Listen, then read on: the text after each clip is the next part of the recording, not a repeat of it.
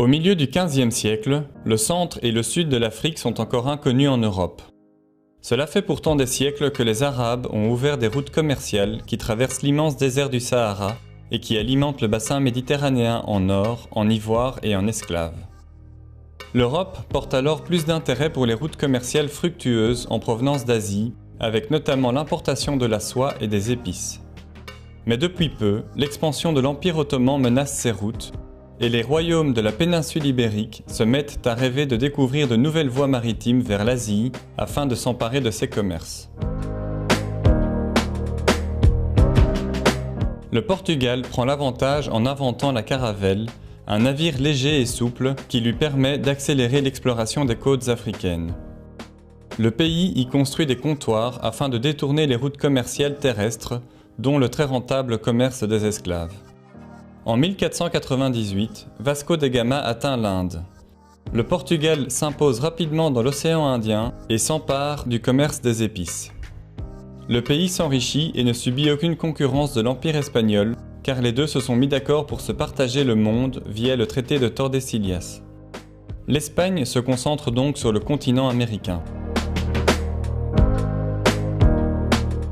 En 1580, après une guerre de succession, la couronne d'Espagne prend le contrôle du Portugal pour former l'Union ibérique.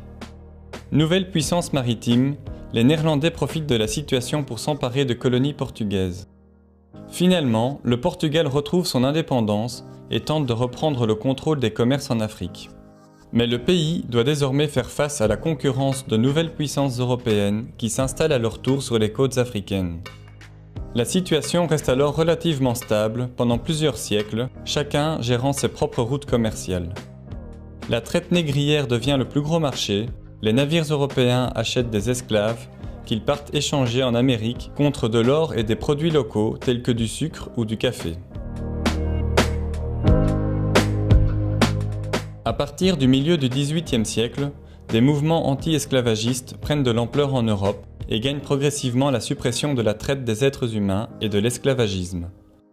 Aux États-Unis, un projet de rapatriement des esclaves affranchis vers l'Afrique se met en place. Une colonie est implantée et permet le retour de milliers d'anciens esclaves. Bien que la relation avec les indigènes soit conflictuelle, ceux-ci obtiennent en 1847 l'indépendance du Libéria. Quelques années plus tard, la France et l'Égypte inaugurent le canal de Suez, ouvrant une nouvelle route maritime plus courte vers l'Asie. Dans les colonies africaines, l'intérêt se porte désormais sur le contrôle des terres arables afin d'y développer une agriculture intensive de produits principalement destinés aux marchés européens. En explorant les terres, les colons découvrent que le continent est riche en ressources, ce qui attise l'appétit des puissances européennes en plein développement industriel. La tension monte vite à cause de la concurrence entre les nations européennes. En 1884, une conférence est organisée à Berlin pour réglementer la colonisation. Le roi des Belges, Léopold II, y obtient comme possession personnelle un immense territoire encore peu connu en plein cœur du continent. L'Allemagne, l'Espagne et l'Italie s'emparent de territoires tandis que le Royaume-Uni reçoit l'Égypte. Désormais, chacun peut revendiquer des terres à condition de les occuper. Les nations européennes, aidées par leurs avancées technologiques militaires, se lancent dans une course pour le contrôle du plus grand territoire possible, au détriment des royaumes et empires locaux. Dans la plupart des cas, les terres sont volées et redistribuées aux colons. Les peuples indigènes sont soumis à des impôts, mais n'ayant pas de monnaie pour les payer, se retrouvent à travailler dans les champs ou dans les mines, ce qui devient une forme de travail forcé. L'Italie, qui contrôle l'Érythrée et la Somalie, échoue à conquérir l'empire d'Abyssinie, qui y gagne la reconnaissance internationale de sa souveraineté. Après la découverte de diamants et d'or au sud du continent, l'empire britannique s'étend et s'empare des États du Transvaal et d'Orange, tous deux formés par les Boers, des descendants de colons, principalement hollandais, ayant fui l'arrivée des Britanniques. En 1908, le roi Léopold II cède le Congo à la Belgique. 2 ans plus tard, après de longues négociations, les colonies britanniques du sud du continent obtiennent leur indépendance en formant l'Union de l'Afrique du Sud. Le nouveau pays reste cependant lié à l'Empire britannique en devenant un de ses dominions, laissant certains pouvoirs à la couronne britannique. Lors de la Première Guerre mondiale, les colonies sont mises à contribution dans l'effort de guerre. Des centaines de milliers d'hommes en provenance des colonies sont envoyés sur les fronts européens et africains. Le Royaume-Uni, la France, la Belgique et l'Afrique du Sud s'emparent des colonies allemandes. À la sortie de la guerre, une révolution indépendantiste éclate en Égypte. Le Royaume-Uni est contraint de reconnaître la fin de son protectorat, mais le pays conserve le contrôle du canal de Suez en y laissant ses armées. En 1935, l'Italie retente la conquête de l'Abyssinie. Cette fois, l'armée italienne prend le dessus et s'empare progressivement des territoires. Mais l'Abyssinie ne signera jamais d'armistice.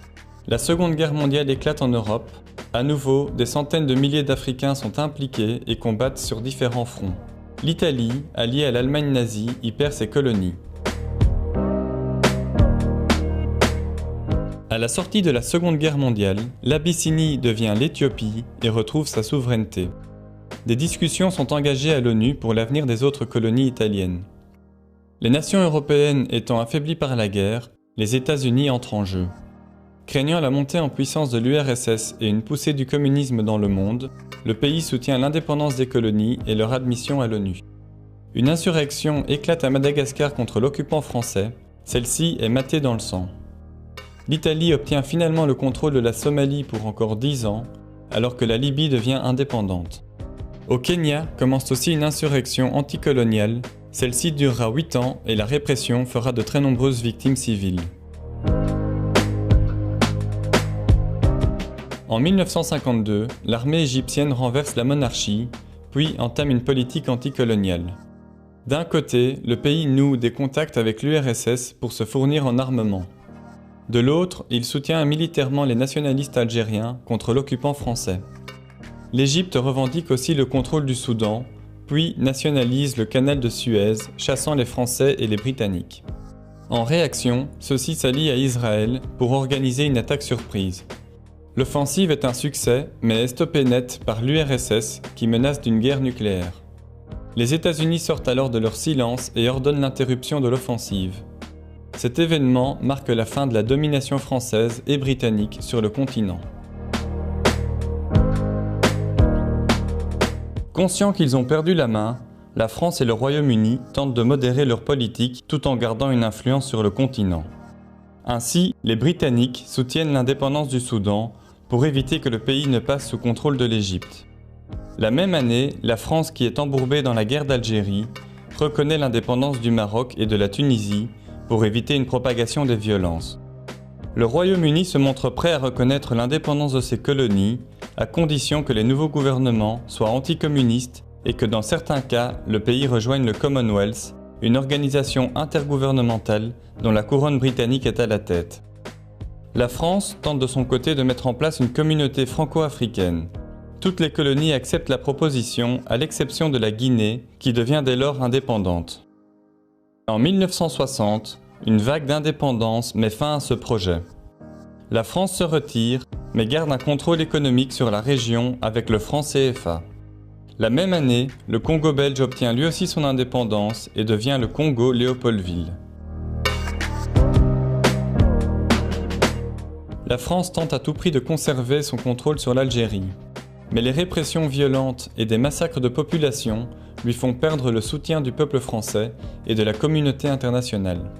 Les indépendantistes algériens jouent la carte de la diplomatie en obtenant des débats au sein de l'ONU. La France, d'abord défensive, tente ensuite la politique de la chaise vide, puis en 1962 se retrouve contrainte de reconnaître l'indépendance de l'Algérie. Au sud du continent, alors que les Britanniques perdent leur dernière colonie, le Portugal résiste au mouvement nationaliste. Le pays continue à investir de grosses sommes dans ses colonies et pousse sa population à immigrer afin de gonfler la population blanche. La tension monte et devient rapidement violente avec des attentats qui visent les installations portugaises. Commence une guerre en Angola qui s'étendra dans toutes les colonies. Le pays investit jusqu'à la moitié de son capital national dans l'effort de guerre. Finalement, le Portugal est contraint d'abandonner et organise en urgence le rapatriement des colons vers le pays. Au nord, le Maroc fait pression sur l'Espagne pour que le pays quitte le Sahara occidental. Il obtient finalement le départ des Espagnols et s'empare des 2 tiers des territoires libérés. Alors que les nations européennes ne sont plus présentes en Afrique, la Rhodésie du Sud fait encore exception, car le pays est le seul dont l'indépendance a été obtenue par les colons britanniques eux-mêmes dans l'espoir de fonder un pays gouverné par les Blancs. Le pays n'est pas reconnu à l'ONU et est soumis à une grande pression internationale. En 1980, le pays cède et un gouvernement de transition est mis en place pour former le Zimbabwe. Malgré la fin de la domination européenne sur l'Afrique, le continent devra encore faire face au néocolonialisme. Les puissances mondiales et des multinationales influenceront et parfois déstabiliseront des pays afin de profiter de leurs richesses et de générer de gros profits aux dépens des populations locales.